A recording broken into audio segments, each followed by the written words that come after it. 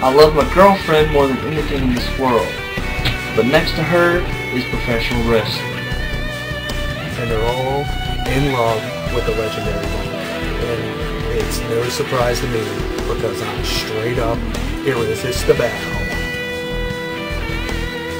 And I'm not talking about these people on the dirt sheets or these guys out here, these people that live in their mom's basement and not have wonderful places like this to live. I whined and dined at Captain and ate some ass in the hood, but nothing beats Kentucky Fried Chicken, baby. It's finger licking good.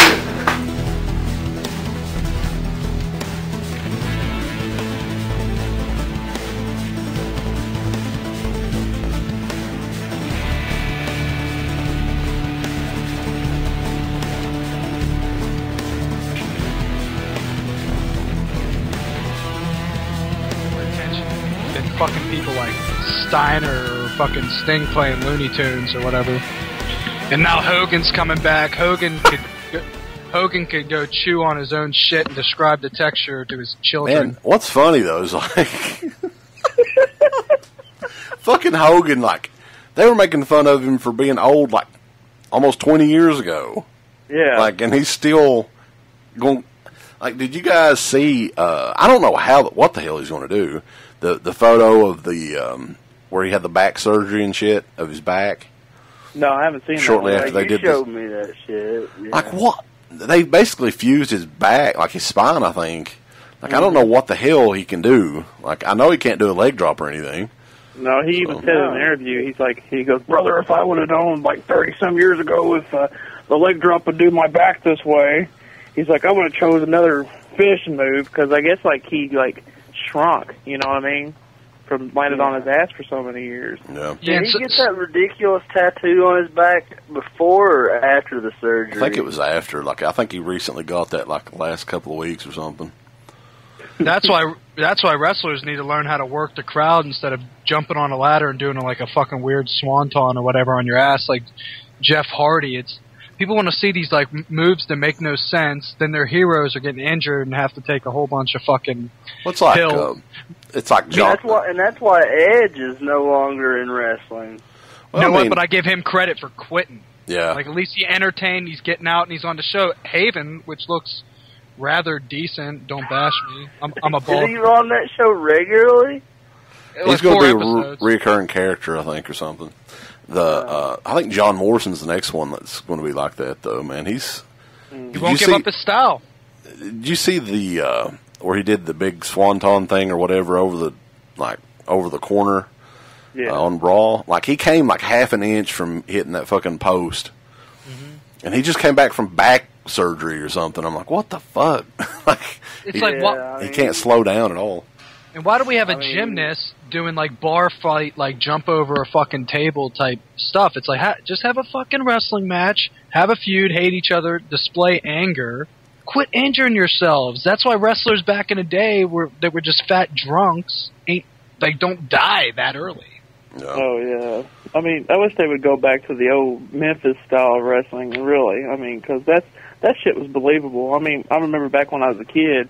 You know, I mean, they kept up with kayfabe. Now everything's just out in the open. I mean, the curtain's wide open. Everybody knows what's going on backstage. You know, and but I mean, of course I don't think it'll ever go back to the way it was because I mean the internet's just totally just taken the curtain away from wrestling. You know, everybody knows everybody's business and everything. But I mean the feuds.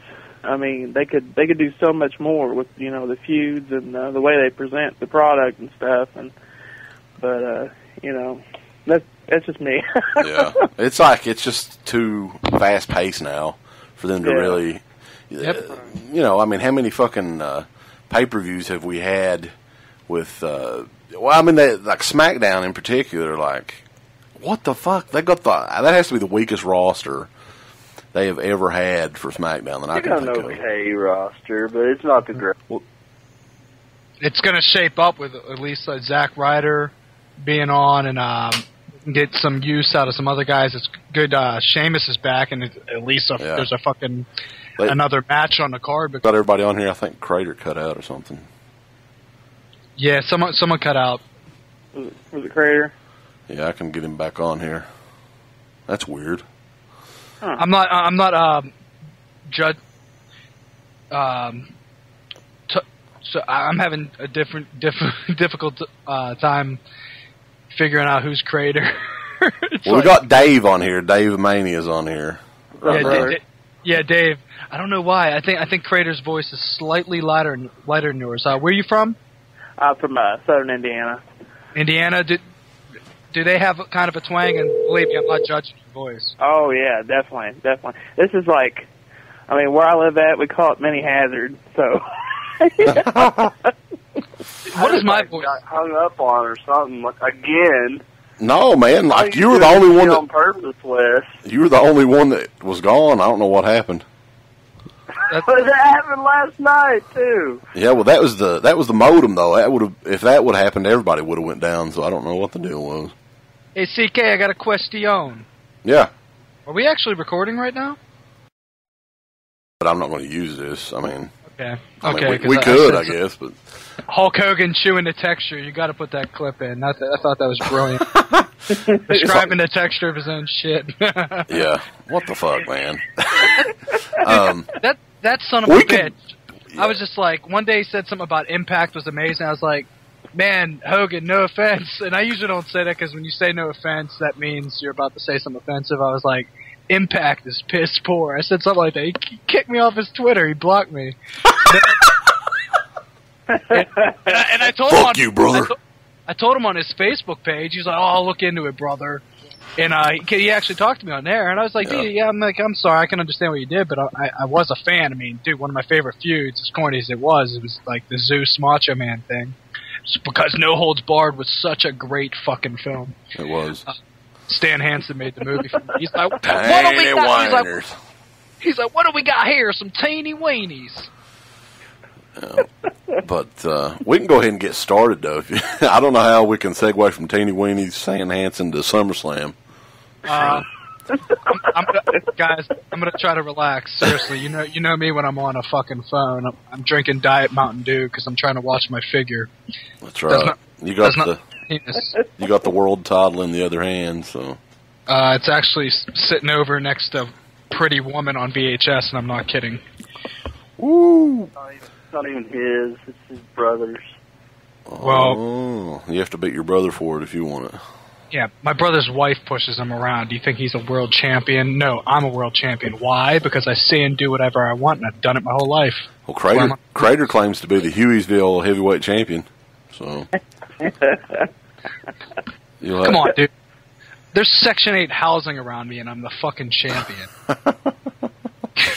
So, okay, the very first debut episode of this, and we'll see how it goes. I don't know. We're talking about SummerSlam, and I guess we can go around and like have each one of you fuckers introduce yourselves and give. Like I know some of you, all you guys have YouTube pages and stuff like that. If you want to get a couple of butt plugs in there. Butt plugs. Okay, I guess I'll go first because I don't giggle. No, my name is Russell Rudder. I'm the legendary Runk. I used to have a YouTube page until I took it down because I was in a petty argument with some Italian asshole who I think is a professional wrestler. No, but seriously, I've been a fan of wrestling since I was a little kid. I used to always get pay-per-views. I remember I was a fan before my parents actually went to WrestleMania 4. I was like 7 years old. Been a big fan. My favorite wrestlers include like Bret Hart, Mick Foley, The Rock, Barry Windham. Like we were speaking earlier, I really respect Arn Anderson, and of course Bastion Booger, because I like the smell of his crevices. And Friar Ferguson. Yeah, who the fuck's that? I'm an uneducated mark. Well, that was the gimmick that Bastion Booger had like for like 2 weeks until they pissed off like somebody from whatever church that's associated from, and they had to change it, I think. God, he I bet he was pissed. He was like a monk or something. But. So, who else do we have on here? Some more introductions. I guess I'll go. I'm David Mania, here from Southern Indiana. I've been a wrestling fan all my life. My favorite wrestlers are the Christmas Creature, the Raggedy Gooker, no, seriously, probably Ric Flair and Foley and Shawn Michaels, Bret Hart. I used to do some ring work and stuff for some of the local guys, and I met some wrestlers and some old time wrestlers like Bill Dundee and all those guys. Really, really awesome dudes. And but if people want to check me out, they can check me out on YouTube. Just search David Mania and you'll find my fat ass. That's right, David Mania's running wild. Woo! Fat's the new pussy getter. What? I just told him Fat's the new pussy getter. Ooh. Did we lose fucking Crater again? No, I'm here. Oh, okay. He was being a little quiet there. Like I wasn't here. Oh, okay. I'm Crater, and I'm the Hughesville Terror, as Wes calls me.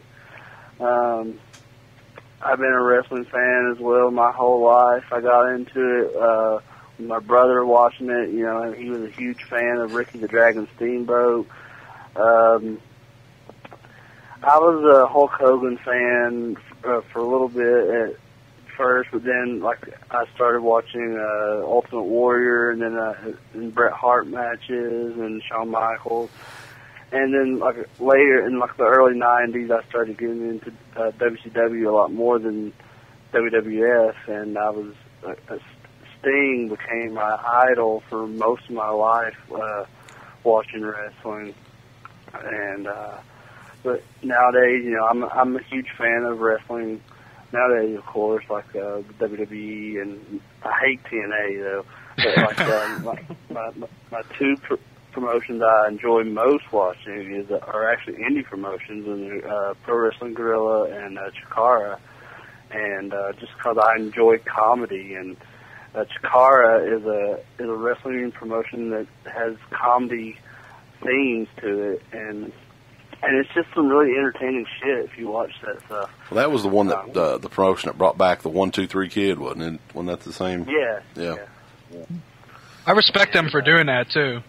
I'm a fan of X-Pac, unless the hepatitis C thing, if that's true, that sucks. And again, that I could have just read a rumor. You know where he caught that from, though? What, giant clit? He was sucking on that clit, baby. Too long. Not to be vulgar on that show, but I mean, the last like 7 girls I fuck way better than China. And I don't know why a girl would want to fuck me good. Look how I talk. Well, like I actually saw some of the new. Well, I guess it isn't that new now. The porno, and like she just lays there and goes, yeah. Like, who the fuck wants to see that? Like, her reverse cowgirl was like watching my brother mouth breathe. Yeah, I don't know. And then she's got like a lot of porn stars. Okay, now that's the thing. Porn now compared to like 1970s, early 80s or whatever is a little different, because all these chicks look amazing pretty much, you know. Mm-hmm. Unless it's like the plumper porn and stuff like that, and some of us like that too. But like China's got like acne on her ass and vaginal area, and she also has like a scar on her belly that runs like across her entire belly. Like, I don't know what the fuck happened there. She's also had a lot of plastic surgery, and like she's never been that attractive probably pre the steroid China. The problem is, it's like, I don't just like fuck, I'm not one of them guys like, oh, I gotta like some new 18-year-old on the scene, or Alexis Texas. Like, if Betsy Russell from the Saw movies was in porn, I'd fucking be watching it in a second. I like some like pretty ass, like fucking, what is she, like 48? Yeah, she's still good looking, no doubt. I even think like some of the older porn stars look. Ginger Lynn looks pretty fucking good to be like, what is she, about 50 years old? Yeah, she probably has hemorrhoids and stuff. But if I meet her at Cinema Wasteland, I'm gonna ask her if I can take her out for a bagel. Yeah, well, you can. That way, you can maybe later go back to the hotel room and tickle a hemorrhoid with your tongue, baby. Those older women like that shit. But since we're talking about porn real quick, just to go off into something, I know this is a wrestling show, so if anyone's been keeping up with New Jack, relentlessly going after Terry Runnels, it is some classic fucking shit. He's accusing her of trying to give her herpes. I mean, she got pictures of her without makeup, blading, holding a fucking New Jack action figure. Crazy. Doesn't like she look like a clown when she smiles now? Have you noticed that? Like recent photos. Because her face is too, like, some people get their hair did. She gets her face did. You see her on, like, you can see her on the Bozo Super Sunday show or something. Yeah. But anyway, we're talking, what a fucking, I don't know, SummerSlam, which, did you guys watch SmackDown tonight? I actually didn't watch it, so. I didn't watch it either. I was on the phone with Ed, and I made sure to go over some of the spoilers. I watched, I don't even remember seeing Alberto Del Rio fight Daniel Bryan. I don't know why they have the Money in the Bank guys fighting each other. It seems they're bringing a lot of Raw people over to SmackDown to maybe make up for the lack of talent we're speaking of before we got on the line. Yeah. Evidently, like, I was just looking on Wikipedia, and they did add another match. I think it was added today, but it doesn't have anything to do with SmackDown. I mean, they're both Raw guys, so I don't know. I guess they didn't talk about that match, Crater, on SmackDown. Did we lose Crater? Crater, hope to hear back from you, man. Wes, what was that match you're speaking of? That match was actually The Miz versus Rey Mysterio, which was added. Like, I'd not heard anything about that other than, well, we still have Crater on here. Maybe Crater went to go shit or something. Who knows? I hadn't heard anything about that other than the stuff I saw on Wikipedia, so I don't know how reliable that is, but that's actually on the Wikipedia SummerSlam page. Yeah, I thought about it either. I thought Rey Mysterio was hurt. There's so many fucking rumors about these guys hurt, from Morrison and even Dolph Ziggler. I've heard he was hurt. Mm-hmm. So, I mean, there's a little too many people hurt. I mean, I've never seen a SummerSlam that was like a four-match card like a week previous. You know, the whole Sin Cara situation, they don't even know if, you know, they know they're going to keep the Sin Cara character, but they don't know if they're going to have Mystico do it or some other dude. So, I mean, it's just, there's so many rumors going around, you just don't know what to believe or what. I hear it's a developmental guy under the mask right now, and I think that can be a decent storyline because it's a guy they're developing. Sin Cara, who was getting a major push, can come out and expose that guy. I'm not sure if the guy's American. We got a phone ringing. Yeah. I think we're getting Crater back on here. Yo, I don't know what the hell the deal is with it's your particular line that's cutting out. I don't know why. Hey, Crater, we were just talking about the Sin Cara situation. What do you think think's going to happen? Do you think he's going to come back? Do you think perhaps he'll feud with this guy that's impersonating him, if that's even indeed true? Like, what do you think's going to happen with him? Well, personally, I never cared about Sin Cara. But, I guess you hate lighting. That is lame. It's just obvious he's going to win his fucking matches with this stupid lighting. Well, like, he's not over, really. I mean, the crowd just doesn't seem to give a shit about him.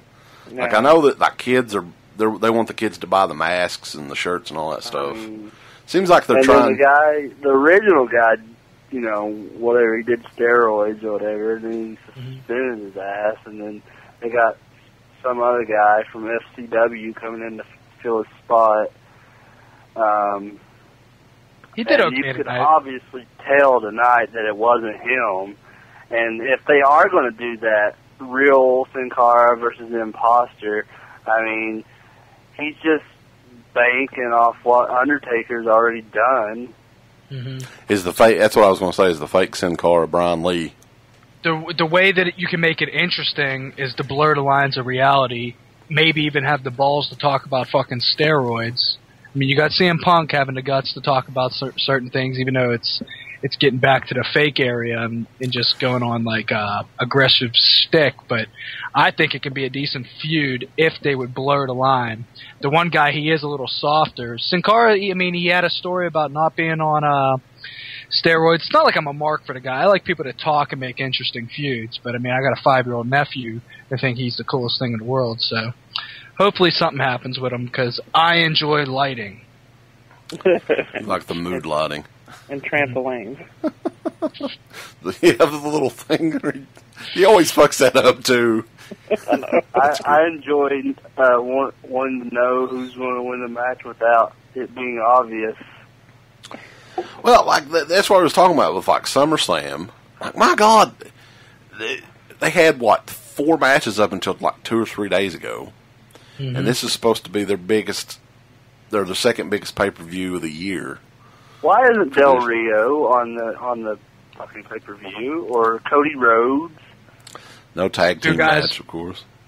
My fault. Those are 2. I wrote like a top 5 of my favorite wrestlers a while ago, and those are 2 of my favorite. I think Cody Rhodes might have fell off the list because he's so off of reality, and I think currently in wrestling there's more reality kind of based characters, but there's no way that this card shouldn't be stacked, and I'm just glad that it doesn't seem like there's going to be a bimbo battle royal. So, and at least the one character is threatening Kelly.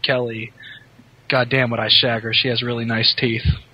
The reason why I think Del Rio's not on the card is I think he's going to cash in Money in the Bank. So I'm thinking CM Punk or John Cena's not going to come out the pay-per-view as champion. I think Del Rio will. Yeah, I mean, that's possible for sure. Like, it doesn't seem like it, pretty much ever since he left SmackDown, though, they haven't really done a whole lot with him, it doesn't seem like. It seems like he's definitely got more stale as a character than he was on SmackDown. I thought he was awesome on SmackDown. Like, that was the best character they had there for a while when he was there. Oh, yeah. I agree with you. I would tune in just to watch Del Rio. Yeah.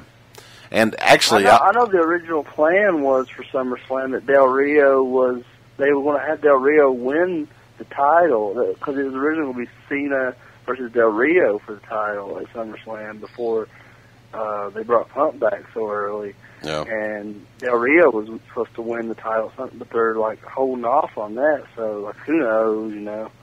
But Del Rio, just to be real quick, Del Rio has what it takes, but you can't. I mean, you can't fuck with what like had Twitter and everything on fire and like the whole wrestling world on fire. CM Punk needs a fucking run. Del Rio and him could have a compelling feud because he's a face. The whole shit with John Cena, he's kind of a face right now. They just need to have John Cena like CM Punk put John Cena on the back burner and maybe have something with a guy like Alberto Del Rio. He needs to feud with a fucking heel. I just think it was a mistake they should have kept Del Rio on SmackDown. I don't think they should have ever moved him.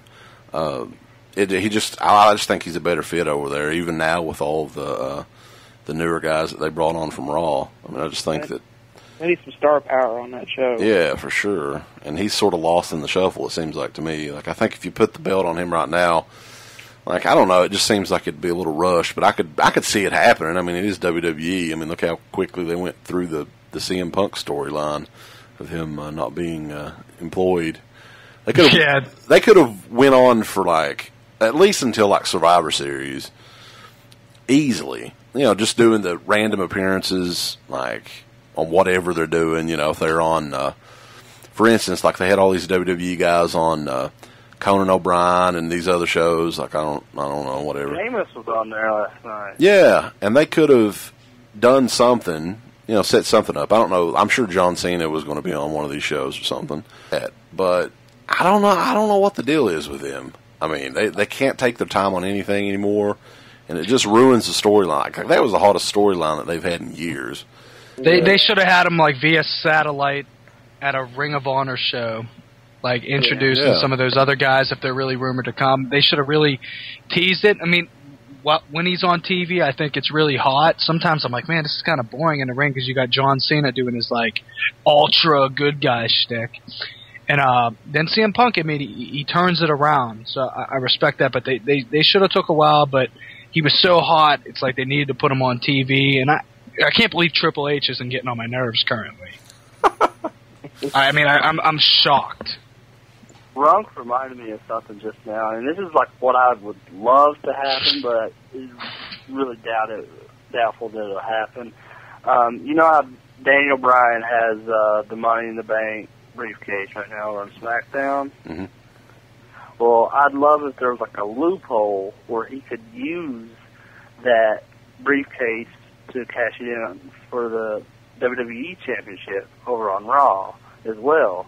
And they just give CM Punk a run with the title up until, like, Mania.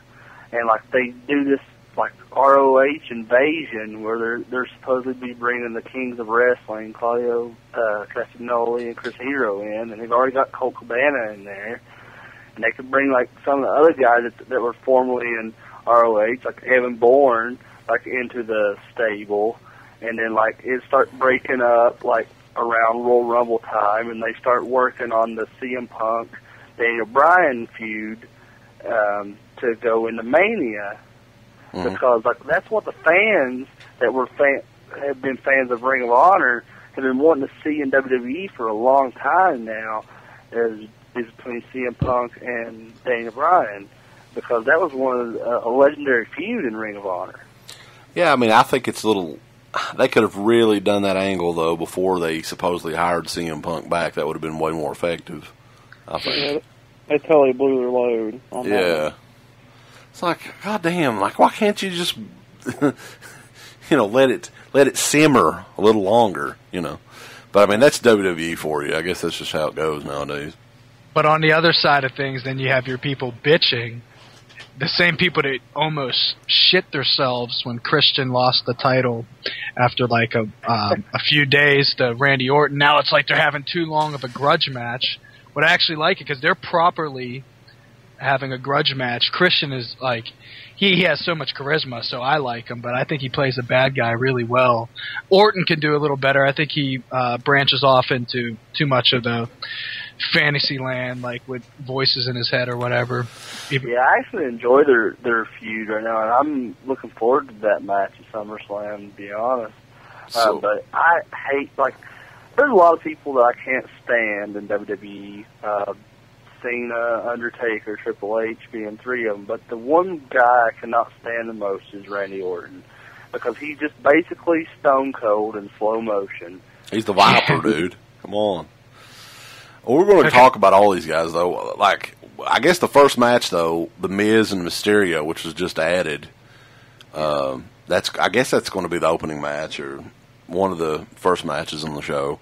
Like, that was just another one that was thrown together real quick. I mean, I don't know.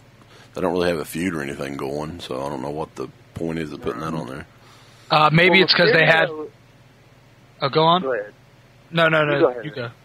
No, I was just going to say they had the final match, like, just to maybe keep one of them towards the contendership, because they had that championship match where Rey Mysterio won. It wasn't put together as a feud, but I thought maybe that's a reason. I mean, we talked about Del Rio being lost in the shuffle. I mean, so is The Miz, if you think about it. Mm-hmm. I mean, he hasn't been hot since WrestleMania, really. Yeah, even before WrestleMania. I mean, they were pushing WrestleMania as more of The Rock and Cena, like, even though that wasn't going to happen until a year later. Like, The Miz was sort of just like the goofy motherfucker that everybody knows he doesn't have a chance.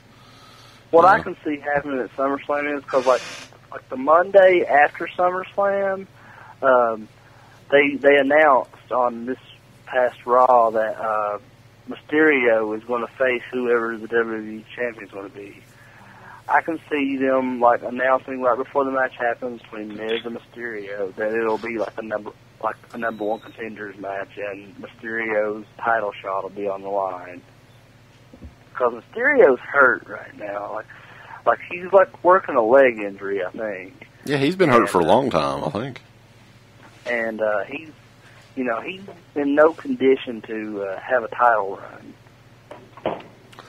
Again, though, like, I'm thinking of all these people that they're not using on Raw. Like, why can't you move The Miz to fucking SmackDown? Or, Mysterio even. Like, It's just like, the SmackDown is, like, so weak right now in the main event picture. Well, they got Sin Cara on SmackDown. They don't want to have Mysterio and Sin Cara on the same show. That's going to be the dream match. Yeah, they was talking about that, actually, for next year for Mania, supposedly. Oh, I'm sure, yeah. Mysterio's like, I don't know how much longer he has left in him, actually. Like, he's been wrestling for so long anyway. I see this being, well, maybe Mysterio having at least maybe 2 more years, and that's it. Yeah. Like, if he wants to wrestle, I'm all for him making his money, but, like, how interested and invested could you be in a guy, even though he puts on exciting, like, high and flying style matches? But he's been around since, 1996, like, mainstream. Yeah. I just don't know, like, why people would care. Now, as far as Miz, I mean, if he went to SmackDown, I mean, he could feud with, like, Orton can turn heel again instantly. He can be a face or a heel as well, or he can have, or say if Christian ever went face or heel, he can fight Christian. I think the Miz is better as a heel. I just think you need, like, I hate catchphrase wrestlers. How interesting is really it's fake. The Rock had tons of charm, and everybody wants to be The Rock and have a fucking catchphrase. Yeah, that's why I respect CM Punk. Yeah, there's a couple things the Miz could change around that would make him more believable, I think. Because he's, like, always talking about, in these interviews that he does for other outlets, like, he's on, whatever, Jimmy Kimmel, whatever the show is, talks about... He's on, like, the Teen Choice Awards the other night, Miz was. Yeah, he's just way too cookie cutter on those shows and talks about sports entertainment and is sure to enunciate WWE, really well, and just comes across kind of like a dork or something. I think company men in any fashion, in any you only live a certain amount of time in your life, and if you're a blatant kiss ass, I have no respect for you. And he sort of seems that way. I mean, he's done a great job as his character and stuff, but as far as, the way he presents himself on these shows, like, I don't know. I think he is kind of like a nerd, like you said, because that's why he hosts whenever they have, like, the roster reveal or whatever it is they do for, like, the newest WWE video game every year, he's the host for it every year. Yeah. So who's a prediction, like, who do you guys predict in the Miz and Mysterio match, since it's this sort of prediction show? I'll just go real quick. So he was putting over Alex Shelley, or is that even Alex Riley? Alex what Riley. The fuck? Alex Riley. My mistake. He's not that interesting, and I'm not trying to get the guy. He could beat me in a fist fight, whatever. But the Miz needs to get back in the swing of things and have his place on the roster. Rey Mysterio's been a champion, I guess, twice now. Is the WWE or one title. I forget what he had before, but he should definitely get the win. He's to me, he can make better product because he's another heel that I think he's good as an in-ring heel. I just don't like his talking that much. Miz. I'm going to say the Miz. Pretty much the same reason why Ronk says. I mean, Mysterio has had his shot. He's he's been champion, twice. And like we all said, we don't think Mysterio has very long, so I'm going to say Miz. I'm going with Mysterio. I don't really have a good reason why. I just think this is kind of a predictable match, in my opinion. I kind of agree with you. I think, like Mysterio, they've shit on Mysterio lately to me. Like, the whole thing where he won the WWE title and in the same show he lost it. That sucks, man. Especially to fucking John Cena. God. Stuff like that's always been disrespectful, like when Hogan came back, and who did he beat for it? I don't know if it was Yokozuna, after Yokozuna beat Bret Hart. Yeah. That shit's just bullshit. That's when it's all writing. Even back then, when there wasn't sheets, and we all know wrestling's real, but right away you're like, oh, it's fucking Hogan. Hogan's going to kibosh it. That's the thing, like, when Hogan, when he came back there, you knew he was going to get the belt. Like, even when I was like 13 years old when that happened, and I was like, yeah, he's going to win the title. I mean, I didn't think it would be at WrestleMania, but, like, Hogan never stayed long without that belt. Like, if you notice, the longest I think he ever stayed was the time Warrior held it, but he wasn't there all the time. I think he was shooting, like, movies or something around that time, too. But I will pick Mysterio, though, as well. I think that he's just been shit on way too much lately. So I think he's got to get a win here and there. And The Miz, I think they're going to turn him face pretty soon. He just makes that beaver face, so who can like him? He's been acting face like at all these like press conferences and all these appearances in the public he's been making, and like he's been getting over like at like the live events and stuff. You know, he's getting more cheers than he has boos. So yeah, like why not? You know. But I guess the next match though that they just recently added was Wade Barrett versus Daniel Bryan, and Wade Barrett's another guy. I don't know. Brian Danielson. I don't know who. Daniel Bryan. His name's Brian Danielson. Not in the world, the WWE universe, buddy. Yeah, I never had a channel that had Ring of Honor. I never been one of those guys that go to IWC matches and stand up like a fucking dork and give a golf clap. I'm just kidding. I'm just kidding. I used to hate on people like that. I'm not trying to disrespect wrestling fans. It's cool that people dig that shit. Feel real to me, damn it. Now, I actually think Wade Barrett's pretty good on the fucking mic. Some people just hate British people and they won't like him no matter what. But I think he's confident. He's articulate, unlike myself, and I just think he makes the product better. So. And I think Daniel, Daniel Bryan, Brian Danielson. I think he's going to put on a good match. I like his submission holds because if people don't know, I'm a big MMA fan, definitely more than wrestling, if I'm going to be honest. So I don't know who I'd pick in that. I guess pick the hotter guy. So Daniel Bryan. I'm going to go with Daniel Bryan, basically because they've been. Pretty much, as of late, he won Money in the Bank and stuff. So I think they're kind of pushing him. I think what they're wanting him to do, though, and here's my point with Brian Danielson, Daniel Bryan, whatever the fuck, is like he all the internet, marks out there, they love him. I love him. A huge, Ring of Honor fan. So I've liked him for a while, but the casual wrestling fan doesn't know who the fuck he is, and one of his weaker points is, for me, and he always has been, even in Ring of Honor, is that he can't get over on the mic really well. So I think that they wanted to expose him a little bit more. So I'm going to go with Daniel Bryan on this one. I'm going with Brian Danielson, Daniel Bryan, whatever, because he's my favorite wrestler currently right now because I'm a little bit biased on that. I've been watching the guy around 4 or 5 years now when, since he's been with Ring of Honor, when he's doing appearances at PWG, and, he's done some stuff for Chikara too. And the guy is just, a great technician. And, I've always loved technical wrestlers, especially like Dean Malenko. Yeah. Dean Malenko's one of my all-time favorites, but Daniel Bryan, I got to go with him because I just, Wade Barrett, they want to make him out to be a huge star, but I just don't see any potential in this guy really. Honestly, Wade Barrett to me, he should be main eventing on SmackDown, in my opinion. Mm-hmm. He got a nice build, and I'm not saying steroid jacked up like Batista shit. And sorry for interrupting you, CK, but I agree.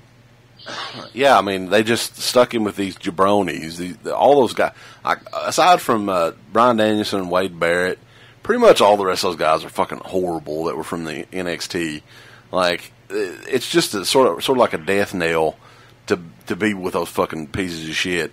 And I felt sorry for the core was probably the worst stable that I can think of, next to the fucking Truth Commission or something. How about the union? The union. So I feel for Wade Barrett, but I think he's definitely losing this match. And it's something I think they should do, especially if they're going to go through with the deal where he's, Daniel Bryan's going to be main eventing or going to be in the SmackDown main event of WrestleMania, is give him that Shawn Michaels rub where he was actually trained by Shawn Michaels. They haven't really talked about that a whole lot. I would bring HBK in there and make him sort of kind of like a manager role, at least up until that SmackDown, the main event for WrestleMania. I think that would be a good way to get him over as a main event guy. I don't think he was really trained by Shawn Michaels. I think he was just trained by the school. I think he was trained by Jose Lothario or something. Yeah, but still, man. I mean, he went to. They could, they could fucking talk about that. He was trained at Shawn Michaels Academy and stuff. Yeah. And they could make that a part of it, and make him maybe I like. understand what you're saying. Yeah. So, next match though, everybody's looking forward to this one. Sheamus versus. Hey, my name's Mark Henry. I don't give a fuck what anyone says. I like Mark Henry, and when people hate on big guys in matches, like, what the fuck is the guy gonna do? He ain't gonna do a fucking backflip off the top rope, even though maybe he could. That would be awesome. I would love to see that. No, but the guy displays true anger on television. Vader could do that shit. Why can't Mark Henry? Vader. Yeah, just to go off and say, well, how the fuck did Vader let fucking Shawn Michaels stomp him and say, move, move? I don't even fucking get how he could have fucking let that happen. The rumor is Vader was kind of a pussy. Yeah. Like backstage. Like I would never. I would never think that. But let one of us fight him and watch what happens. Yeah, evidently, like that was the word that he was like. His bark was a lot, worse than his bite. Evidently. Yeah, Cornette called him a teddy bear. But sorry for going off on that. Yeah, Mark Henry. I fucking can't stand Mark Henry. I cannot understand how that motherfucker's been employed since 1996. And he's never, ever been over. I don't know if he's just blowing Pat Patterson or what. I don't know what the deal is. Vince McMahon has a hard-on for him. You're just giving Pat Patterson a hand job. I'm confused. Like he lost the poker game to McMahon, and he licked Mae Young's Depends. Oh. Well, seeing her titties live on a pay-per-view is a little grosser than what I just said. I would think, dude, though. I remember that. Oh, God. I forgot about that shit. Yeah. I try to forget about it. Thanks, Ron. I appreciate it. Believe me, if I remember something, it's going to be something vulgar in WWE. Not going to be El Matador. Even though that was memorable, too. El Matador's actually running like a hair salon now or something. Tito Santana's hair salon in New York somewhere. I think Sheamus has to win this fucking match. I hope to God. He should. He's younger. He's hotter. I think Sheamus is over as fuck right now. Do you think he's more over in terms of the writing than Mark Henry? In terms of who's being pushed, who do you think is being presented better on television? Sheamus. I disagree. Mark Henry's throwing people through black curtains, landing on trampolines, probably, but it's just... Well, that huge tackle Mark Henry did the Big Show off the stage through a table was one of the most hilarious things I've... Killed Drew McIntyre, from what I understand. Jesus Christ, he's too big to be doing that, man. People got to know their fucking role, dude. Like when they did that, Drew McIntyre wasn't supposed to fall off the stage, but he did, and he didn't have like any protection or anything where he fell, from what I understand. So, you guys think Sheamus is a better face or a heel? Heel, better heel. I haven't really seen him that much as a face because I don't really watch SmackDown regularly, but I don't know. I think Sheamus, as long as he stays like, if it's not a cookie cutter, overly gay heel or babyface, he'll be all right. I mean, as long as he. I was talking to you about this earlier, Wes. Like,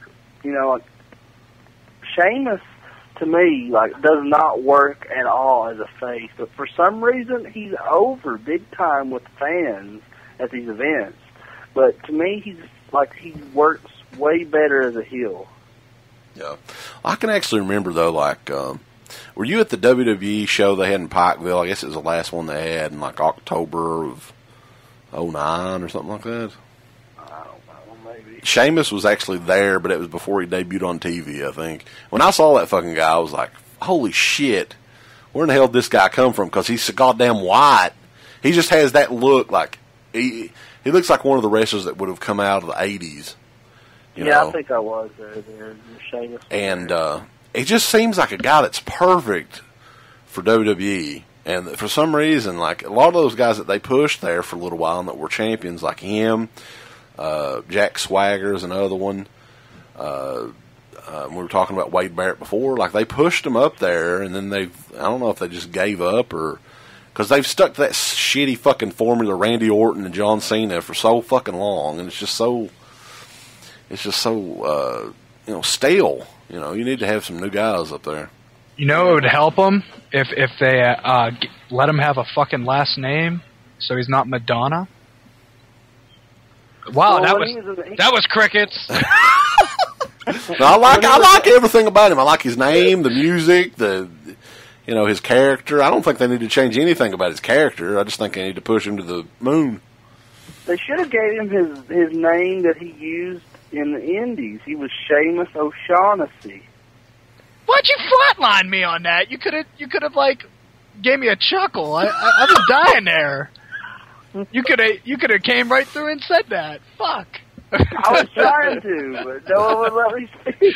It was crickets, man. I was dying, man. It fucked my ego up for the rest of my life. So, what do you got? Who do you guys pick in Sheamus and Mark Henry's bout, which nobody really gives a shit about either way? Sheamus. Yeah, I'm going with Sheamus. I'm going to go with Sheamus because you guys convinced me. He's younger product, but I mean, I think Mark Henry's compelling on TV. I think he's written well. I think he displays anger well. I mean, compare this character to Sexual Chocolate or the guy that wrote the worst poem about a dead person ever, even though it was a nice, sweet moment when he wrote a poem about Owen Hart. Very, very bad. It was bad poetry. It was. It was bad poetry. Holy shit. I bought that fucking pay-per-view and I saw a man die. I did too. The next day there was bad poetry written. Yeah. And there was like Triple H doing his... Triple H actually did a better acting job in that than he did a couple of weeks ago when he was telling Vince McMahon that he loved him, Pop. The funniest Mark Henry story I've ever heard is when they sent him down to OVW to lose weight. I had a buddy of mine that was going through wrestling school down there. And my friend had to do security that night. So, of course, down in southern Indiana, Kentucky, it's not necessarily the most racially affectionate place. So, boy, what the hell's your kind doing here? Where you come from, Africa? 8 down, 7 to go around these parts. There's a guy that sat ringside, had a big long stick, and a string with a bushel of bananas at the end of it. That's fucking awesome. And he kept telling Mark Henry, "Hey, Mark Henry, come on over here, son, and get you on these bananas." They had to escort the guy out because Mark Henry was getting so pissed off that they thought Mark Henry was going to go over the guardrail and beat the shit out of him. Oh, shit. So my friend had to escort this dude out, but it was so fucking hilarious. Come here, Mark Henry, have your banana. Was Henry a face or heel when that was going on? I can't even remember. He was probably a heel, but but he was so over with the crowd. Damn. So, but yeah, he was. You guys have probably heard this story about Mark Henry before, but I wanted to tell it anyway in case anyone listening has never heard it. I was watching a shoot interview with Paul London and Brian Kendrick, and they were just telling this story about how whenever they would get on planes and go from city to city across the country, Mark Henry would just be on the plane and have Hustler magazines and just be spread out, just looking at Hustler on the plane.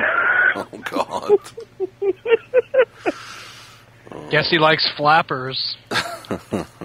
Well, let's all hope Sheamus beats Mark Henry's ass. That would be awesome. Hey, man, Mark Henry, this is me. Just saying it. I think he's good on television. I think he acts well from all the characters he used to be. They have done a lot with him lately, but I just, for some reason, I can never, I don't know. Another match that I'm sure everybody is looking forward to is the WWE Divas Championship match with the champ. God. Holla, holla. Kelly versus Beth Phoenix. Beth Phoenix destroys her. She seems like she's destroying a GNC aisle. That's true. Yeah, she's a pretty big girl. The difference between her and China is, though, I actually think Beth Phoenix is attractive. Face is pretty as hell. Yeah, I'll go to town on that. Her I'd eat her Italia formed a tag team. They're calling themselves the Divas of Doom. Divas. They're gonna come out with like spiked shoulder pads, and Paul Eldering's gonna come with them. They should come out with Teddy Long, because Teddy Long managed Doom. You know. Well, I was thinking the Legion of Doom though, and then it'd be Divas of Doom. No, Doom was the best tag team ever in WCW. Ron Simmons, Butch Reed. Well, they could actually bring. I was talking about WWE could get Devon's sons who are wrestlers. They could be like Doom 2000 or something. Butch Reed should have been the first dark-skinned black wrestler champion. What the fuck happened to Butch Reed? You know, I guess after WrestleMania 4, he went and did Doom. Then he fell off. Or he might have showed up somewhere. He might have even showed up at ECW once. I could be wrong. I think everybody showed up at ECW at least once. Seems like. Yeah. I thought he was doing like shows like at VFWs and stuff like that now. Mm-hmm. Yeah, it's like I was always confused because it seemed like he was really, really getting over in the WWF around that time, and like, I don't know, he must be one of those guys that wouldn't put out for fucking Pat Patterson again or something. I don't know. They got rid of Paul Orndorff real quick too. Like I never did hear the story behind that back in the day. Like I thought Orndorff was like one of the best fucking guys, a heel or babyface. He's the best heel of that era in WWE, and he acted like a wrestler at a time where a lot of guys were gimmick based. I mean, he's probably showed the most intensity seen on WWE television around that time. Yeah, and he was just fucking gone, just like that. I mean, I don't know what the Now deal you can was. see him at your local National How Guard Army. the fuck did we get here from talking about the Divas match? I don't know. I'm hoping to God that Divas match doesn't last any longer than like 1 minute. It shouldn't, because look at fucking Beth Phoenix and look at Kelly. Yeah, she should beat the fuck out of her, and that she should set the standard. I mean, I respect X-Pac's opinions. You know, a lot of people rip on him for stuttering and stuff, but I think he has a good mind for the business. Sorry, I'm getting off track, but fucking Beth Phoenix is what a wrestler should be. Kelly's a thin, pretty girl. She should have a place on television being like a ballet or anything. I ain't trying to disrespect her. She might be semi-athletic, but Beth Phoenix is a fucking wrestler. Kelly's just fucking like a, really like, I know her real name's Barbie. She's really like a Barbie doll. Like, I don't know.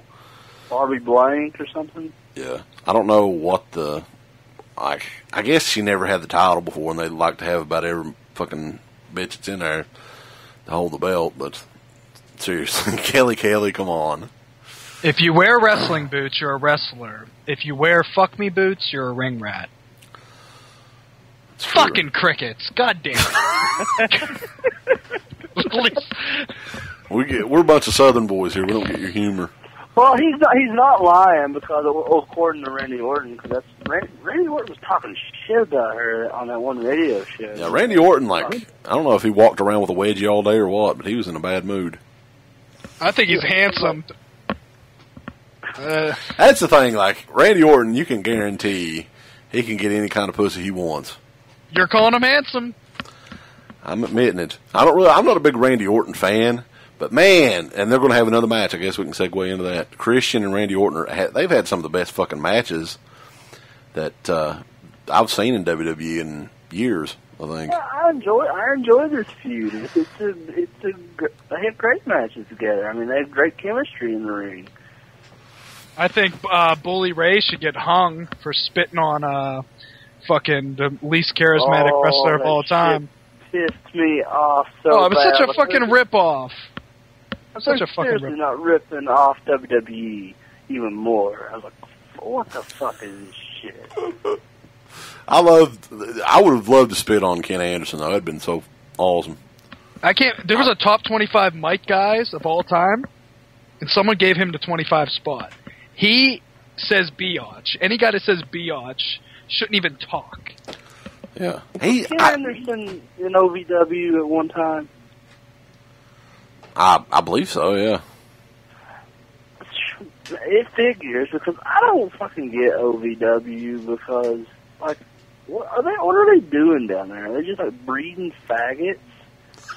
Because, like, seriously, it's like everybody that comes out that looks exactly the same. Dolph Ziggler, John Cena, Randy Orton, Ken Anderson, Tribal Tattoo, Crew Cut. Ted DiBiase. I like Dolph Ziggler. Joke. I think Dolph Ziggler has a slightly different look. I mean, he looks so fucking pissed. They almost changed it, made him look like everybody. Yeah, when they changed it, he looks so goddamn mad. I just thought that was hilarious. He has an annoying valet, and I think he's pretty good on the mic. Yeah. But yeah, I mean, a lot of the guys look like fucking Randy Orton now. So. Yeah. No offense to anyone that likes OVW, that's just my opinion. Oh, it's even worse now since they lost their developmental contract. I can't even watch the show. Well, you probably get it on TV, don't you? Yeah, we got it on TV. So. Shit, you guys are lucky. At least you have other things to like.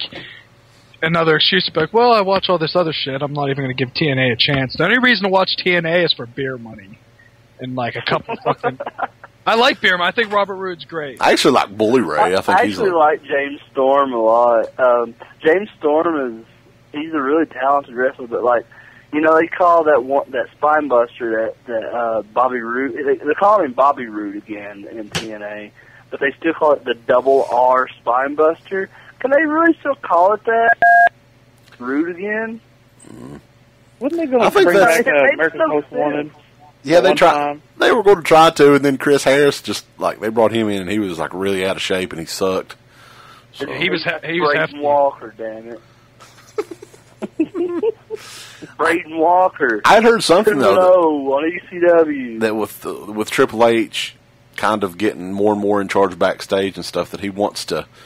And I think he should. I think they should bring the tag division back, and I would bring Beer Money in there and bring some more guys back that could be tag team material. Because, like, that, to me, man, that's missing. That's what's missing right now is these tag matches. Because even a couple of years ago when you had, like, the tag teams like Eminem and London and Kendrick and those guys like that, they would have great fucking matches. And, like, that's where a lot of the really good matches would come from on these pay-per-views, and you don't. Yeah, I wanted to bring that up too because we were talking about the Miz earlier, and I wish, and you said you wanted to see him go over to SmackDown, and I totally agree. And I think the way they could bring back the tag team division is by sending Morrison over to SmackDown as well, and turning him heel and bringing back Miz and Morrison because I thought that was a great tag team. It was a great tag team. Yeah. Could I throw something in there real quick about I don't think we talked about Zack Ryder much, but with him being on SmackDown, say if like Christian would lose his title to Randy Orton, could you imagine a witty banner between them two? Yeah. Between Christian and Zack Ryder, I think that would be excellent. Oh yeah. Well, I mean, it would kind of remind me of Jericho and Christian back in the day when they were tag team. Yeah. Champions. I'm surprised though. Like it looks like they're actually finally doing something with Zack Ryder, and I didn't think they would. To be honest with you, he gets over with the crowd. Awesome. Well, they actually have the new Broski bandanas that's coming out, or headbands, or whatever. His bandana's coming out. Yeah, they've got that on WWE Shop is coming soon, or something like that. I'll tell you right now. Shirts are amazing. His shirt is amazing, but I would not wear that on the strength that, like, I wouldn't want someone like if I'm out thinking I'm like a Jersey Shore like viewer, like if they don't like, I just couldn't handle that because I hate that fake Italian macho bullshit. Even though I have a new respect for people to lift weights, so. What if they did this though, bringing back the tag division? Though we're talking about this, Zack Ryder, you got him in there. They could sign the Big O, and they could be a tag team. What do you think? They're boys, or they seem cool from the videos, so why not? Yeah. Do what now? The Big O.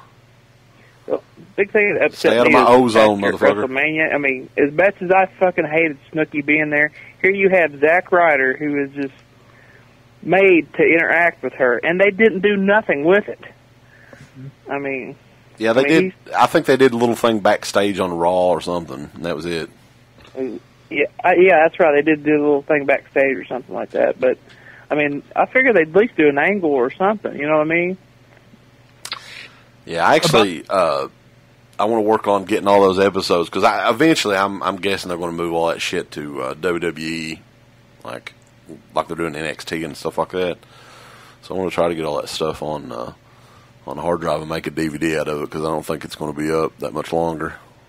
It's kind of corny that I was talking about how I hate catchphrases sometimes, but every time he's like me on Facebook, follow me on Twitter, like I really enjoy it. I don't know why. I just think he oozes. Zack Ryder. I think he just oozes charisma. Yeah, actually the one that they put up just today, where Zach's dad is saying goodbye to Melina, is fucking awesome. Like, I don't know if you guys have seen it, where he's got the Shawn Michaels music playing in the background, "Tell Me a Lie" or something like that. Oh my god. I gotta watch that now. Yeah, it's amazing. But anyway, we were talking Christian, Randy Orton, for like the 7th time. I'm sure it'll be a great match, but they've been doing it too much, I think. I'm going with Christian. Damn. Christian. I say Christian too. I think Christian got his run. He actually held the belt longer than a lot of people predicted. I think the smart thing to do right now is to give it to Orton, have the face win, and then have a new heel go after the champion. I think they're still pissed at Orton for all that shit he said on the radio, though, so I don't think they're going to give him the belt back yet. Well, I don't think Orton needs another run right now. I mean, really, another world title? I mean, I know they're doing the same shit with Cena, but still. My thing's all about the heel chase. It's not about him having a belt. It's about having a heel a new heel get a spot. It's not about Orton. I think another reason that Christian will keep and of course, I don't know, it's just observation I've made. Like, it looks like that since he won the title back, that he got like a new custom belt made with some of his colors and stuff on it. So that's kind of like what the Ultimate Warrior did when he held the belt for so long, you know. And for some reason, I don't know, I just see him holding it a little while longer. Well, it's kind of like Austin's Smoking Skull, like, strap, the back of the strap, where it's kind of like it's like a red snake skin. Yeah. That's pretty cool. Nice looking. You actually like those tag belts? With the gladiator helmets on them? They look like I cook fucking shitty hamburgers on them. They look They're like the worst looking titles ever. Like oversized pennies or something. It's on a belt. Put a steak-em on them while it's sunny out. Okay, and here's the thing that I want to talk about, too, since we were talking about belts. And in the main event, they're going to determine an undisputed WWE champion, which, again, totally sort of shits on the World Championship. Are they going to debut a new belt to whoever wins? I certainly hope so. Like, I don't know what you guys think. I think they should use Zack Ryder's belt that he made. Hey, dude, I swear to God, on my life, I was an internet champion before Zack Ryder. It's the truth. Zack Ryder spent like $1,500 on the custom belt, though. Is so awesome, though. That he'll never be able to use it. Yeah, he spent all that money, and they'll probably never ever show it on WWE TV, I'm sure. So, I think they should. It's like a new $1 Million Man type thing. I think it'd be smart. They're not smart, though, usually. But do you think, like, the spinner belt, man, oh my God, that's like the ugliest design for a belt I think they've ever had. Has it been around since 2005? 2005, yeah, after Cena won the belt from, what was it, JBL or something like that? JBL, WrestleMania 21. Yeah. The problem is John Cena depends too much because of his rapper gimmick. He's depending on hip-hop culture, which gets played out within a year and a half. There was fucking Gold Teeth, 3-6 Mafia had I'm riding spinners. I mean, that shit was played out. Like, how many people fucking have you ever seen riding spinners? Unless there's complete white trash in fucking Kentucky. Well, yeah, we've seen quite a few, actually. Hey, come on. They have, like, the spinners on the 1992 S10s. Oh, Christ. But I'm not going to lie, though, when Cena had that spinner United States Championship, do you remember that? Yeah, that didn't last too long. It was like, what, about 6 months that belt stayed around? I actually thought that was a cool-looking belt. I hated both of those belts because, to me, Like, and a lot of people see wrestling as a joke anyway, if you're not a fan. But to me, that really makes it like, oh, this is just a fucking joke. All of it's a joke. You know, if your world championship is a fucking like a fucking spinning hubcap or something, stupid. WWE belts are so hard to remember because how much they change. That's why the best belt ever is probably the one me and Chris got. Like, I'm not telling a joke. I mean, like, that belt, the Ric Flair belt is like... Yeah. Oh, yeah. Yeah, and I always thought the Winged Eagle belt, too, the one that Hogan, Brett, Shawn Michaels... Did Triple H have that? No, I think it ended with Stone Cold. Okay. He was the last one that got it, but... that belt I got, though, is an official WCW replica from '99. Yeah, that's the one I've got, too. Wasn't there a white Ultimate Warrior Intercontinental? Yeah, the white and a yellow one. Well, there's a yellow one, too, yeah. Isn't there a blue one as well? Or a purple? He was like a Rainbow Warrior, so... Speaking of purple, that one that Jeff Hardy had on TNA, that was horrible looking. I hated that fucking belt. TNA's went through, like, 3 belts in, like, less than a year. Yeah. Yeah, they seriously have, no joke. And that shit, that adds up, man. That's like when they get a custom belt made, I mean, I'm sure it's, about $3 or $4 grand if it's a company, you know? Right. And then they had to pay that one bitch from Jersey Shore, like, I don't know how many thousands of dollars just to make a one-night appearance. I think that, like, if you're writing or if your concern is like, oh, let's do a new belt, I think your concern should be more about writing and the product. It's so fucking stupid. I just hate that spinner belt, though, man. Like, I think that they definitely need to go, do something new. And I'm hoping they do. I mean, just because they're saying, oh, this will determine the new undisputed WWE champion. It should be a new fucking belt, but... To me, when you make a belt, you should try to make it look like, not that I'm superficial or anything, you should make it look like a nice piece of jewelry. Right. Yeah. Like, it should look like, oh, dazzling. Like, this is what this guy has. This is what I want. They should use the belt that Jeff Hardy used in TNA that had his face on it. Yeah, that's what we were talking about that earlier. Like, and I think it had like a few sharp points on it too, and that's why they wanted to get rid of it real quick because somebody it looked just like the Divas title. Yeah, it looked like the butterfly belt. But the main, everyone knows the last match at SummerSlam, CM Punk and John Cena again already a month later, with Triple H as the guest referee. Oh gosh, he's a tool. Here's what I think is going to happen on that match. I think we're going to set. It's going to be a setup for a Triple H and CM Punk feud. I think CM Punk's going to. It's going to look like CM Punk's going to win. I think Triple H is going to screw him. I think Cena's going to get the win, but then I think Del Rio is going to come out and cash in, and he's going to win the belt. And then like a non-title feud, either between CM Punk and Triple H, or maybe Triple H having Cena's back again or something. I think it's going to be like a non-title type of thing with CM Punk and Triple H. I think it's going to lead up until Survivor Series. I think. Well, The Rock is supposed to be making an appearance at Survivor Series this year, according to him. Yeah, I almost think that's too big of a match for Survivor Series anymore because they've kind of, last couple of years, Survivor Series has kind of been a throwaway pay-per-view, I think. Remember Survivor Series actually was, like, good? They actually had the when team. The gobbledygooker was involved. Yeah. I used to love Survivor Series. I just think I was a kid that, like, was in awe just to see every wrestler on the roster on the pay-per-view, but I don't know if they were necessarily good except for, like, the Hogan segments. Yeah.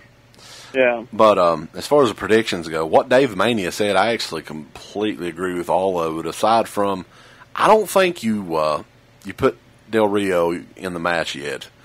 I think you wait on that a little bit. And maybe use the thing if John Cena in with Triple H, kind of teasing it. Because I think it's time to turn him heel for a little while and just see how it goes. I mean, you can't be so damn greedy where you're going to give this guy the same. Now, I'm not a big John Cena fan anyway, but you're going to give this guy the same character. He can't change at all for 7 goddamn years. Right. Dude, that's that's hard as hell for anybody to do. And even Hogan back in the day had breaks. John Cena hasn't had really any extensive time off from He's been around since 2002. Yeah, and he's had pretty much that same role since then, pretty much. I mean, yeah. Well, he did that whole run in the hill with Bull Buchanan, but yeah, not too many people remember that. I don't think. Yeah, I probably wasn't even watching wrestling at that point. In my opinion, what I would like to see is John Cena, I would like to see CM Punk beat John Cena. I would like Alberto Del Rio, is probably my second favorite guy on the roster, to lose to CM Punk and cash in the Money in the Bank. Don't make the Money in the Bank the most important thing, because that would be predictable. Oh, like, have him fucking just lose it, have CM Punk move on to the next thing, and I think Triple H would be smart. And to give Triple H a little bit of credit, I think the way he visually reacts to CM Punk puts him over. I think he shows a face of being one-upped. Mm-hmm. See, I don't see Triple H wrestling until WrestleMania again for some reason. I just don't see him coming back. So if they're going to build the CM Punk and Triple H thing, that's got to happen at WrestleMania, I would think. Hopefully he tears his... Go on. I was say, Ron, did you say that you think that Del Rio is going to be the first one to cash in and lose? I didn't say he'd be the first one, because honestly, I mean, just to be fair and everyone listening, I'm not like some asshole that acts like I know it all. There's been times where I'm in and out of wrestling. No, I mean, if he did, he would be, but I'm just saying, if that's what you said, then I agree. I would like it because CM Punk is hot product. Del Rio has charm for days. He's good like The Rock or something. But CM Punk is like compelling, like drawing people to television every week. He's on fire. He deserves to have grudge matches. And even if Del Rio would snap and beat his ass or get him later down the line, it's just CM Punk's time. It's his time. I totally agree. I mean, the guy, some of the stuff that he said this past Monday was totally not cleared with John Laurinaitis or Triple H. You know, you could just definitely, he was just, cause I think that Punk just has a really short temper, and he just kind of, because they're being really lenient with him right now, and letting him say what's on his mind. So that just kind of came out of nowhere when him just talking about the recent releases about Kozlov and Chris Masters and all those guys. I don't know if that was complete, because he didn't mention Melina. He didn't mention Gail Kim either. Yeah, so I don't know. I mean, I think the guys he mentioned were the guys that they kind of, just had to fire. They were nice guys. But I don't think Punk, when Punk was doing like the commentary on that women's season of NXT, like that was the funniest fucking shit ever too. Like, I just don't think he cares at all. I think he's the same way like that I am. Like, he doesn't care about the Divas matches at all, whatever. So like, he just. You got to understand though, man. Like, they're not going to let him go out there and just say what he wants to, though. If he's not following some type of basic outline of what they want him to do, they're not. Vince McMahon, like from what I understand, is a major ass when it comes to what's said on TV.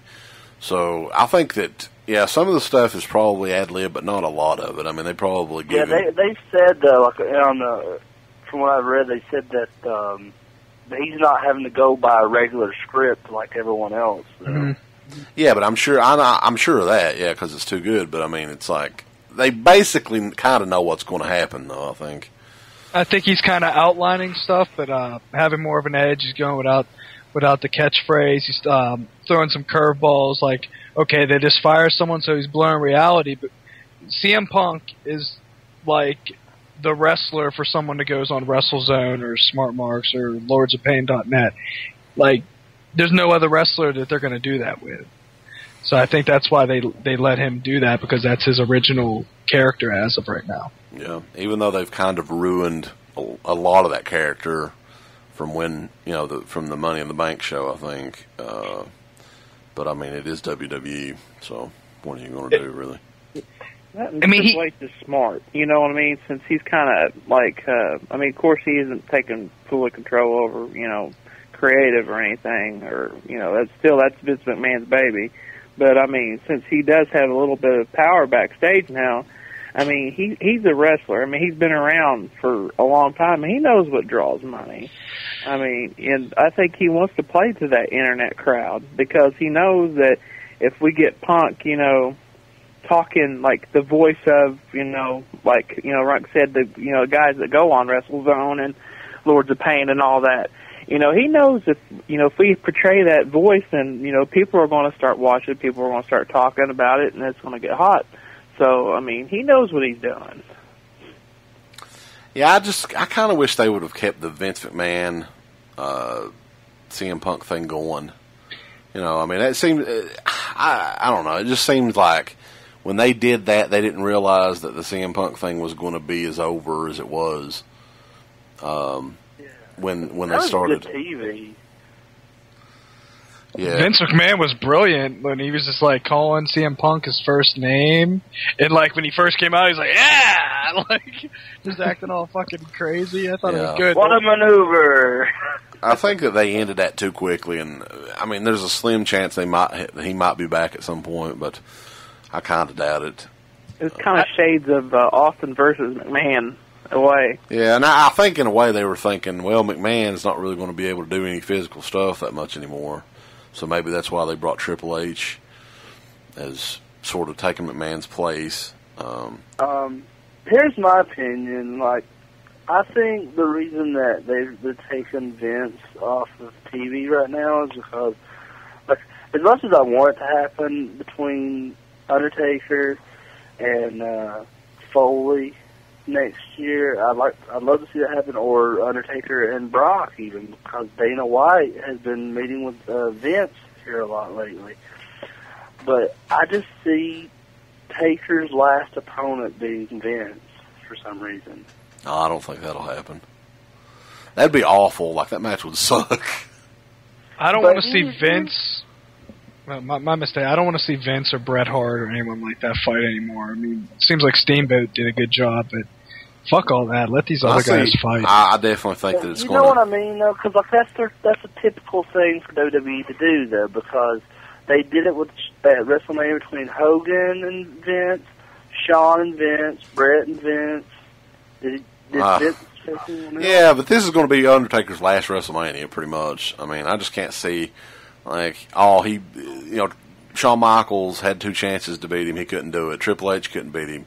But Vince McMahon, does he really have a chance? I mean, think about it. It's not really... I think the franchise Shane Douglas is going to beat Undertaker at a WrestleMania. I honestly think it has to be Foley, because Foley's coming back. I mean, he's probably going to debut at Survivor Series. And I think they've got to do that. I think that'd be perfect because they've got such that history together, you know. And they've never had a match at WrestleMania either. You said Foley? Yeah. Yeah, that was one of the best moments ever, and it was in Pittsburgh. I mean, that blew up Mick Foley. Got him a championship belt shortly after, right? Yeah, I mean, it was that fall when he won I think it was after that King of the Ring thing. God, that Foley's supposed to be back around September, I think, and that Unforgiven. I think they said that Taker's supposed to be back around the Unforgiven pay-per-view, which is in October. Not Unforgiven, but Vengeance. Yeah, whatever it is. Throw away pay-per-view number 10. I was going to say, WWE used to not rely on special attractions, like old attractions, in my opinion. Like, say when Hogan was around, they didn't do that. I just think it gets a little old, bringing old guys back. Yeah, but that's kind of what they do with Undertaker anyway, though. I mean, they brought Triple H back last year, and but he never goes away too long. I'm talking about Mick Foley. Now, I love Mick Foley; he's one of my favorites of all time. But I just don't think he should come back as a wrestler. I I talk about Paul London a lot with you, Wes, and because Paul London is one of my favorite wrestlers today. I love watching him in PWG, and the guy is fucking hilarious in his shoot interviews and stuff. And some of the stories he tells about Undertaker and stuff from when he was in WWE, like because Paul London has this huge grudge against Matt Hardy, and he was just telling this story about one time they were all sitting around and like Matt, an event like a few weeks before or something, like Matt Hardy refused to job to the Undertaker while everyone else did, and so like weeks later they're all sitting around the table and they're having drinks and stuff, and Undertaker's just like, guys, when I had to slow myself down for the young guy, or when the young guys have to slow themselves down for me, that's time when that's when I know I have to hang them up. And it was like Matt Hardy was just like, no, Taker, no. He's like, this one's for you. And he's like just doing like rounds of shots, toasting Taker. And I mean, and this was a story that happened, that he was telling that happened probably 6-7 years ago. I mean, if the motherfucker needed to hang it up then, I mean, think how he is now. Man, honestly though, like, I know he can't wrestle that much anymore, but his match last year at WrestleMania, that was the best fucking match on the show. Yeah, it was. The thing about him, he's probably top 6 WWE post Hogan, like, over of all time. Yeah, I mean, I think that he is definitely, like, I don't know what the top, like, we could talk about that maybe in a future show, the top 50 superstars of all time list, which is bullshit. That DVD is ridiculous. Yeah. Ric Flair at number 16 or whatever. But as far as superstars go, like, there's no way Undertaker's not in the top 5, in my opinion. And maybe he was, I can't even remember. Just because there's nobody that's been in there as long as he has, and it's just been so over the entire time. He's like the anti-Mark Henry. And then having Hogan so far back, no matter what, Hogan, you like him, hate him, know what, you got to admit, Yeah, he was number one. He'd have to be. Definitely. Dude, it should be all about who is fucking over, and he was big time over, and even if you think the leg drop and all that shit's weak, it's like, dude, he fucking had classics with Ultimate fucking Warrior. I mean, there's some flaws in the match, but I was fucking going nuts. Randy Savage and and everybody knows who Hulk Hogan is. Like, in my opinion, I think anybody that saw a photo of him, you'd know who that guy was. Right. And to me, that is superstar status right there. And him and McMahon built that company. And even though that I think that over the last year or so, they seem to be at least mentioning his name more and more and stuff. Like, you should never be able to take that away from the guy. Like, even like the WWE intro thing where they're going through the history and they show Ultimate Warrior and $1 Million Man and those guys, and they don't show Hogan. I mean, really, like the Miz says. Yeah, it's pathetic. There's nobody. I think nobody even close. Nowadays would notice Hogan. They would recognize him from the Rent-A-Center commercials. But you recognize him though. You recognize him. That's the thing. Like, Cena, there's not everybody's going to know who Cena is. Not everybody's going to know who The Rock is probably the other one, but they may know from movies and stuff like that. But I mean, I think back in the day, even up till today, I mean, nothing was as big as Hogan back in the day. I don't think anybody ever got to that level. Everybody knows who Abe Knuckleball Schwartz is. Yeah, he's got his own action figure that you have. This is my opinion. When you make lists, it goes beyond a storyline and it goes into reality. And if you're not going to be real, it's fucked up. Dana White from the UFC does a very similar thing that the WWE does to Hulk Hogan, but they ignore a guy by the name of Frank Shamrock, who was probably one of the the best light heavyweight. It was called the middleweight back then. Champions of all time. It's just complete bullshit. It takes away from the accuracy, and it makes it impossible. Yeah, you have to basically kiss the company's ass before you're given any type of accolades, even though you already deserve them. You know. It's like if we hate. Go ahead. I'm sorry, Ron. Sometimes I'm just always hyped up. I really apologize, but no, that's cool, man. Go for it. Like Bully Ray. I think his character sucks with the thick ass Brooklyn accent. It's too heightened in my opinion. I think loves him. I actually think he's the best thing on TNA right now. Well, my point was just the Dudley disagree. Boys. The Dudley Boys are one of the best tag teams of all fucking time. Well, they're legends. Yeah. But they're definitely right in like not signing with WWE. You have to tell people you give people their fucking due. Yeah. So whoever I interrupt, please go. Oh. No, I was just saying that whole list was nothing but pure fucking politics. That's all it was. Yeah. I mean, it's like I think whoever has the fucking money, has the fucking power. That's it's that whole list. I mean, it was. I hated watching that fucking DVD. Yeah, I found myself pissed off watching that DVD. I agree. I completely agree. Yeah. Was Rick Rude on it? I think he was, but he was really, really. He was really towards the bottom. We should number 40 something. Yeah, as long as he was on it, though, I'm just fucking happy. Well, that would be a good future show though to discuss that shit. Actually, but still, the Hogan.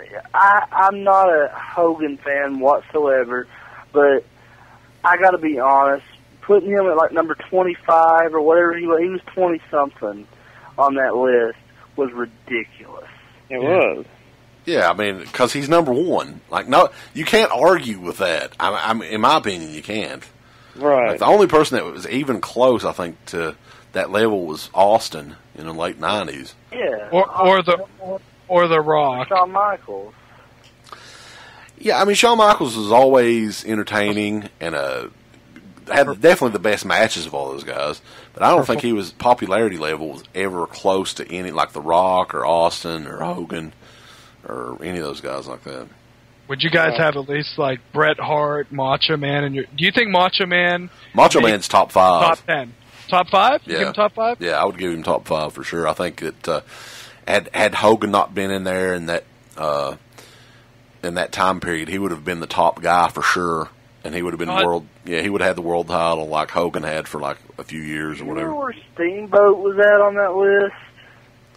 No, that's what I'm saying. That's why we need to do a separate show on that. That'd be pretty cool, actually. Of course, it'd probably take at the rate we're doing this thing, it'd probably take 10 hours.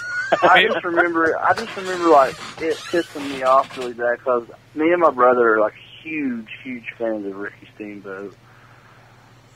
Yeah, but the thing is, it's not. The list was top 50 WWE superstars or something like that. It wasn't wrestlers. So, I mean, that I kind of, when I go to the superstar status, I'm more like who had the biggest draw of the time. That's where people have to differentiate technicians and then persona superstars. Yeah, and Steamboat was definitely. I think he belongs on the list. But I mean, as far as I think he should have been top 10 at least. Dude, he's actually good on the mic. From watching that DVD, I was like, this dude can fucking get on fire. Yeah, he's a great wrestler, and I think some of the matches he had with Flair too. People always talk about that. He's been one of the greatest matches of all time against Savage. Oh yeah, yeah. But anyway, we got off on another. I don't know. Yeah, whatever. We're talking. I think are we having a good show? I think we're having a good show. If someone doesn't like it, they can fucking blow my dad. That's right, because we're doing this kind of late, and this is kind of like a test run. It's fun talking this stuff, though. We were talking. I guess we never really did complete the predictions on the CM Punk John Cena thing. We just got a huge tangent about that fucking Superstars DVD. Top 50 bullshit.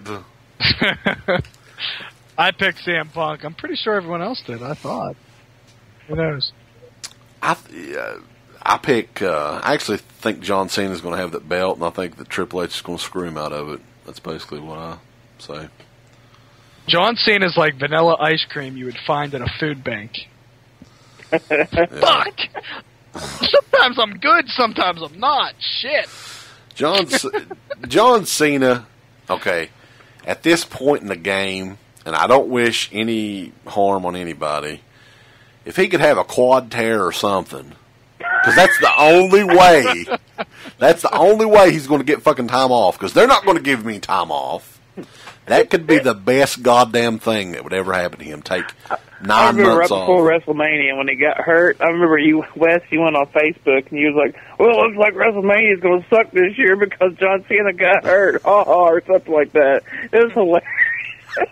Look, I don't hate John Cena. I actually think John Cena is really like more of a modern Hogan, you know. He is. Because when you go to a live match, it's kind of, at least where the one we went to last year, he is kind of like Hogan was in the day. I mean, in a lot of ways, like the crowd just went fucking ape shit, and then you'd see these at the merch stands, a mountain of, I think it was orange T-shirts at the time that they were selling to these kids and stuff, and it was kind of fun to be there live and see it live. I just think that his character is just it's been so played out, and he needs a break.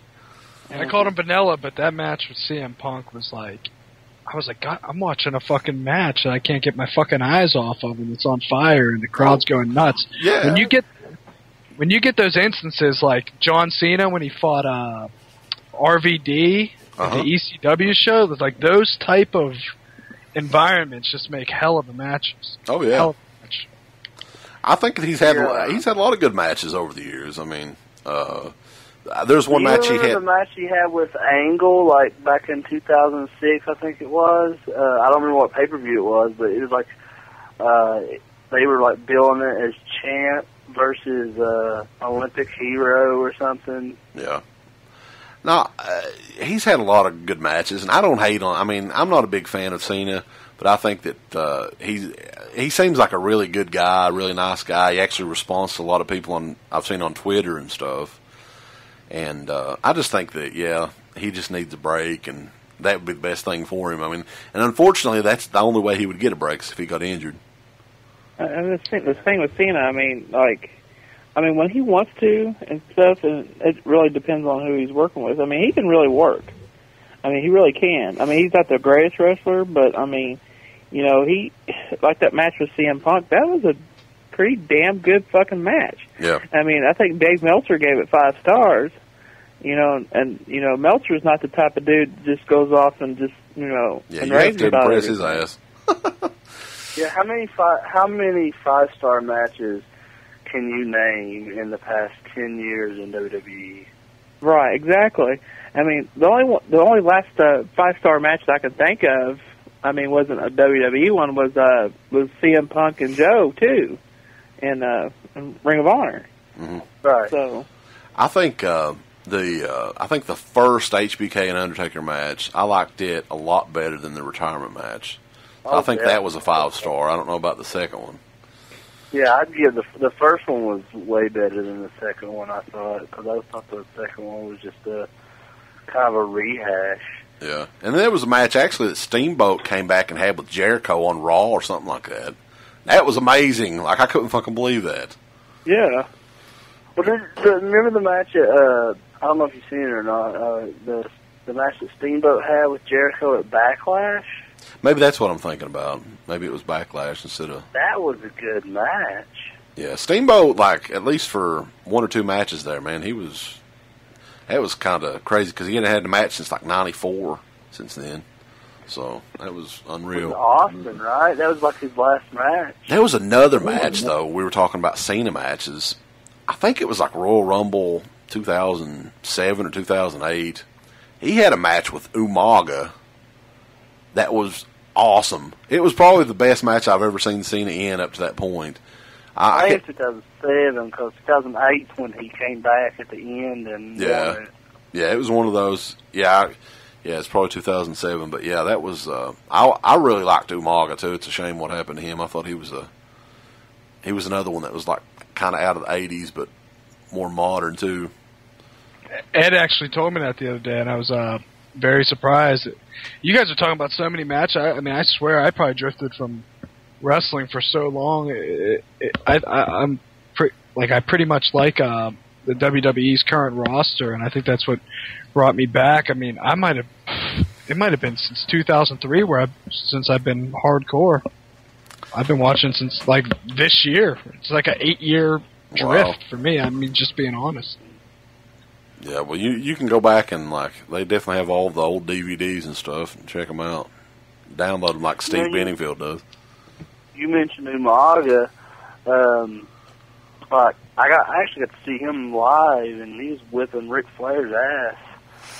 Umaga was, man, he was like, I thought he was a great wrestler. Like, I think out of those Samoans and stuff, at least ever since like The Rock and people like that, like he was awesome.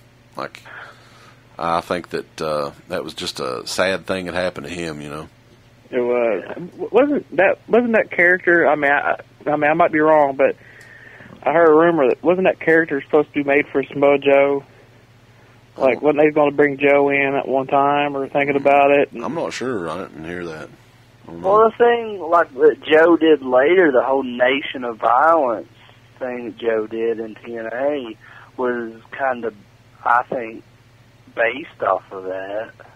Right, yeah, you could tell, you know, that it had some, you know, similarities. Face paint and stuff, you know, and like gear. Yeah. But, I just want to say it's a good thing that didn't happen to Samoa Joe. It seems like Twitter's going to save him. Steve Austin's high on him, so hopefully, not that Steve Austin is the word to in WWE, but if his contract ends, it can be good for him. Samoa Joe is like, he's good enough in the ring for sure. He's just got such a generic look about him, though. I don't think he could ever go any further than where he's at in TNA. Like, I don't think WWE, there's no way in hell. Like, he's not going to show up there as like a chump. I don't know. Like, I disagree because he's actually really good friends with Punk in real life, and Colt Cabana got a job back in WWE. Yeah, but Colt Cabana looks like a wrestler, though, man. I mean, he actually looks like somebody that they would push at some point. He has a decent... Isn't he witty? Yeah, Samoa Joe can't really talk or anything, and he comes out there in these biker shorts from like 1991 and wrestles in them. He'd be like Sabu. Sabu didn't talk. Look how over he got. Samoa Joe has the world's biggest fupa. The funniest thing that one of the funniest things I can remember that Uncle Bill ever said about Samoa Joe, probably one of the only things he ever said about Samoa Joe, is that he looked like a fat version of The Rock, which I thought was hilarious. He just looks like a Samoan fucked an ugly white chick. Yeah, I just think his look, there's no chance for him in WWE. I mean, he's a good enough wrestler. I don't have anything against him. I just don't see them ever bringing him in. And he's, I can't see it. I don't know. Yeah, you're probably right, but I guess I'm just like different because, like Joe is one of the only main reasons I still watch TNA week after week because is he ever wrong? Yeah, he's not won a match in first. He pissed someone off or something. He's not won a match in probably like 2 months. He pissed the Hulkster off, brother. You're not getting pushed, dude. I loved him in Ring of Honor. I mean, his feud with Punk in Ring of Honor was one of the greatest feuds I've ever seen in professional wrestling. Yeah, you're not going to see that again in WWE. I'm not big into Star Wars, but since Sting is Joker, it seems like Samoa Joe can be, what is that, Jabba the Hutt or whatever? Yeah. It does seem like, you know, he has gotten in worse and worse shape as the years have gone by. Like, I don't know if it's just me. Sting or Samoa Joe? Well, both kind of, but Samoa Joe is who I was talking about. Sting has just got, like, Papaw body or something. He looks like an old guy now. He just looks like, you know, one of these old guys that be selling rugs at the flea market here in Eastern Kentucky or something. He's like his shirt off. Is he a Papaw juggalo? A lot of people disagree with what I'm about to say, but personality means a lot in wrestling, and I'd take a guy like JBL any day of the week over Samoa Joe. And people talked about JBL's titties, but that motherfucker was a monster on the mic. Yeah, he was. Yeah, I like JBL. Best heel, him and Jericho were the best heels before what Punk was about to be. But now, that work I saw, I was watching old clips of Punk versus Jeff Hardy. That's brilliant heel work. Fucking A. So, yeah, I remember the one show where I think it was I believe CM Punk dressed up as Jeff Hardy and come out there. That was awesome. The crowd was geeked, and then their fucking high went right down the toilet. It was great. Yeah, like they kept thinking it was him. You know, that was back until I think he got on the mic and they realized it was CM Punk. But anyway, goddamn, we've went on a while on here, and we still not gave our choices on who would win the CM Punk Cena match. I would like to see CM Punk win, but I think John Cena's going to win with the help of Triple H. So, what do you guys think? Same thing. I'm thinking, what I would hope if I was a writer, I would hope that CM Punk would win it. I'd want Alberto Del Rio to come out, CM Punk, after a grueling match, get whether he cheats or gets a weird pinfall. I would like to see something like that. I don't want to see Triple H. I think Triple H just came in as commissioner. That would be like too quick, just like John Cena or just like CM Punk coming back too quick. Yeah. So let Triple H get into the role. There's WrestleMania coming up. CM Punk doesn't have anybody yet. I don't know what all the dirt sheets or I guess they're not really dirt sheet. What the internet says. So who knows? As much as I hate to say it, like, cause I'm a huge CM Punk mark. I think Cena's going to take this. I think Triple H is going to screw Punk out of the title, and it's going to build up a feud between Punk and Triple H leading into Mania next year. Yeah, that's the key. That's got to be a slow build too. I mean, I think that I don't think Triple H is wanting to wrestle that much anymore, so I'm thinking that's definitely a Mania match. But anyway, fellas, it's been fun. I think that this has been a successful debut show, if you will. Hell yeah. Woo, you know it. So, Nigga, I had so much motherfucking fun. Yeah, so maybe we can do like a, here in a couple of days, we can do like a SummerSlam post show or something. That'll be about 5 hours long. Okay, and I promise, guys, I'll do less drifting because I think I added 30 minutes of going off topic. And if anyone that hates me on the show, my name's Russ Rudder. You can email me at wrenchloketc@aol.com and tell me how big of a fucking lame-ass mark I am. Thank you. Ooh. But it's been fun, and stay tuned to the Retro Wrestling Night channel for more goodness, and the Davemania's channel, and the Wrestle Crap channel. And Runk, are you still doing anything on YouTube, or is that like just Dude, I mean, like the way my personality is, I just drift from one thing. I do like shirtless videos that make no sense. What I'm trying to do is like do the Legendary Runk,